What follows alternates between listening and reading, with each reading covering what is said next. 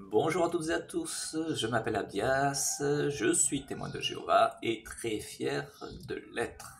Comment le Collège central peut-il dire de telles choses? Soyez patient s'il vous plaît, laissez-moi quelques minutes afin d'introduire mon sujet. Vous n'allez pas le regretter. Imaginez-vous roulant à 100 km/h, 24 heures sur 24 pendant 12 jours. Et à votre gauche, épaule contre épaule, des cadavres. 100 km/h, prenez le temps d'imaginer s'il vous plaît, 24 heures sur 24 pendant 12 jours. Est-ce que vous parvenez à imaginer la vision d'horreur? Cela représente les 60 millions de personnes tuées durant une seule guerre, la Seconde Guerre mondiale. Voulez-vous que nous parlions de la guerre en Irak, avec ses 1 million de morts, de la Libye, de la Syrie, du Rwanda, de l'Afghanistan, de l'Ukraine, de Gaza en ce moment? Voulez-vous que nous parlions des épandages effectués par les avions, les fameux chemtrails? Voulez-vous que nous parlions de l'idéologie transgenre? Ou plutôt des millions de dollars de condamnation des laboratoires pharmaceutiques pour leurs magouilles et leurs fraudes qui ont provoqué quantité de morts ces dernières décennies.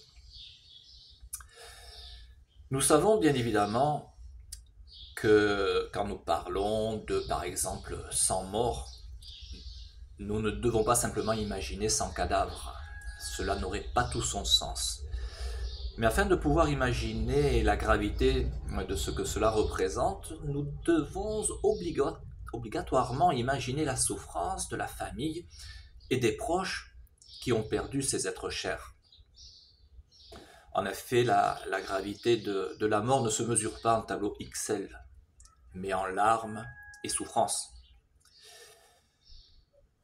Au regard de ces quelques éléments que nous venons d'évoquer, il est des personnes qui essaient de nous faire croire que les gouvernements mondiaux luttent afin de nous offrir une vie meilleure, un bon système de santé, un travail satisfaisant et qui nous permettrait à tous de subvenir humblement aux besoins de nos familles, mais sans avoir à nous angoisser de savoir où nous allons trouver l'argent pour payer une dépense imprévue de la vie courante, comme remplacer les pneus de sa voiture ou changer sa machine à laver. En effet, quelqu'un qui travaille dur 8 heures par jour devrait tout simplement pouvoir vivre humblement, mais sans se préoccuper d'une quelconque dépense imprévue. Ce serait, je pense, le minimum légal qu'un gouvernement devrait offrir à ses citoyens. En fait, tout porte à croire que les gouvernements, de manière générale, ne recherchent absolument pas le bonheur de ses citoyens. Où est-ce que je veux en venir, me demanderez-vous? Eh bien, à Luc chapitre 4, verset 5, où nous pouvons y lire. Le diable l'amena alors à un endroit élevé et lui montra en un instant tous les royaumes de la terre.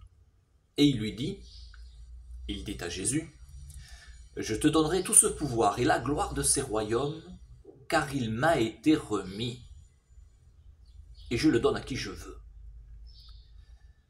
Satan nous fait clairement savoir qu'il contrôle le système mondial, ainsi que les gouvernements mondiaux. L'organisation des témoins de Jéhovah a passé près de 150 ans à expliquer aux gens que le système mondial était sous le pouvoir de Satan. Le système économique, commercial, pharmaceutique, puisqu'il n'y a rien de plus important pour les êtres humains que d'avoir une bonne santé, et bien évidemment l'empire du divertissement. Mais aujourd'hui, ce 28 mai, les choses ont bien changé. Dans la réunion Vie et Ministère du 19 au 25 mai dernier, sous le sous-thème « Attention à ne pas croire tout ce qu'on vous dit », était cité un paragraphe de l'article d'étude numéro 9 de la Tour de Garde de 2023. Je vais vous en lire la substance brièvement. Sous le sous-thème « Lorsque survient un événement catastrophique ».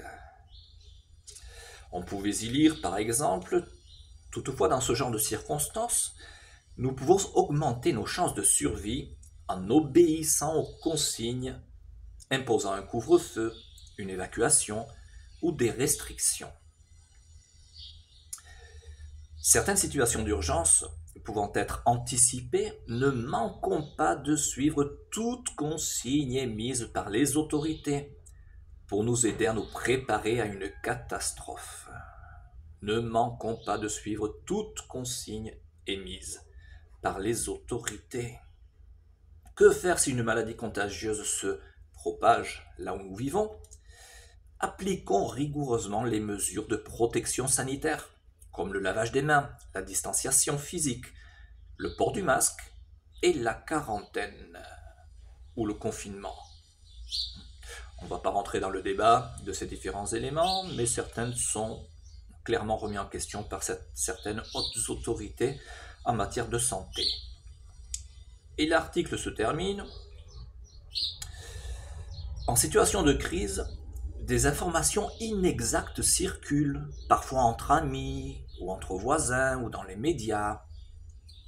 C'est-à-dire qu'on parle là, vous savez, de tout ce que l'on peut entendre sur les réseaux sociaux, qui circulent entre gens qui n'y comprennent rien en fait. Au lieu de croire tout ce qu'on dit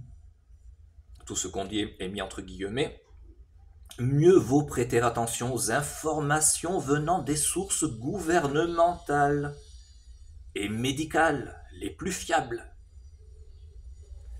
Alors c'est intéressant comme l'organisation en effet établit un contraste entre ne croyez pas tout ce qu'on vous dit, vos amis, vos voisins, parce qu'en fait ils n'y connaissent rien, certains médias alternatifs j'imagine, complotistes peut-être, mais il faut vraiment prêter attention aux informations. Mieux vaut prêter attention aux informations venant des sources gouvernementales et médicales les plus fiables. Voilà donc où nous en sommes 5 ans après la crise Picouze. Les 11 membres du Collège central nous expliquent que nous devons avoir confiance dans nos dirigeants politiques. L'organisation nous explique aujourd'hui que les dirigeants mondiaux sont visiblement dignes de confiance. Jéhovah nous explique que le système mondial est entre les mains de Satan.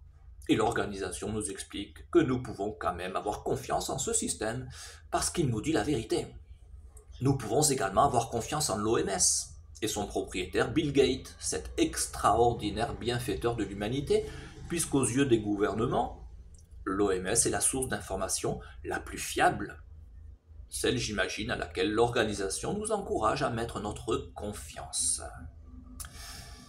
Si personnellement je ne me la suis pas collée, c'est précisément parce que j'ai préféré écouter Jéhovah et tout ce qu'il m'a appris depuis 25 ans. Entre autres choses, me méfier des autorités gouvernementales comme de la peste.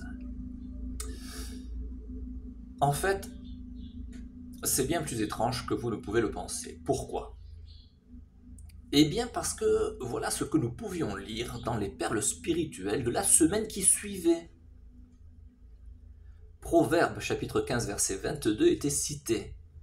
Et je vous le cite, « Les projets échouent quand on ne demande pas conseil, mais ils se réalisent quand les conseillers sont nombreux. » La question suivante était posée. Comment ce principe biblique peut-il nous aider à prendre de bonnes décisions en matière de traitements médicaux? Et l'organisation nous renvoyait à un court paragraphe très intéressant d'une question biblique. Je vous le cite. « Devrais-je demander un deuxième ou un troisième avis médical? Il peut être utile de consulter beaucoup de conseillers, surtout si vous avez un grave problème de santé. » Je pense que vous avez tous compris le problème. Dans une première réunion, on t'explique que ça n'est pas judicieux d'écouter tes amis, tes voisins, ce que disent certains médias, mais que le plus sage est de t'en remettre à la façon de penser des gouvernements et autorités sanitaires qui sont les plus fiables.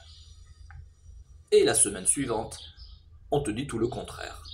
en t'encourageant à écouter tous les points de vue afin de prendre une décision concernant ta santé. Comprenne qui peut. Il appartient à chacun d'entre nous de tirer nos propres conclusions, non pas sur l'organisation des témoins de Jéhovah, mais sur les 11 membres du Collège central, qui, comme je l'ai précisé à maintes reprises, ne sont pas l'organisation des témoins de Jéhovah, et qui tiennent des propos parfois très étranges. À ma droite, la vidéo principale de cette chaîne, à ma gauche, la bouboule pour vous abonner. Merci pour votre écoute et à très bientôt.